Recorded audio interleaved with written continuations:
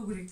Енді бізге басқа саласын барлық адамдарға агитация болу керек. Барлығы бірге өмір сүру керек. Бірге. Осындай фондтар бізге көп керек. Бізге осындай волонтерлар көп керек. Біз бір-біріне емес, біздің қалада аз, өте аз. Алматы, Астана, басқа қалалармен салыстырғанда бізде өте аз. Сосын балалар өте үйден шықпай отырып қалған бізде. Осындай фондтар керек, осындай волонтерлар керек, осындай ұйымдар керек бізге. Осындай нелер көп болсын, сіздерді де қолдайтын, сіздерді де қолдап, тіршіліктерімізді алға қарай бастыратын ағалар, сіздерге де білеміз ғой, енді алдарыңыздан шығып, тосқауыл болмасын алдарыңызда. Аумин.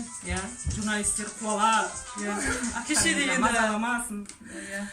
Сол әрбір үйдің баласын қуантып, осылай жүре беріңіздер. Алла тағала еңбектеріңізге жеміс берсін. Алашымыздың дені сау болсын. Жаңа активист болып өсіп. Осындай жақсы іс-шараларды жарыққа алып шыға беріңдер, елдерге, көпшілікке.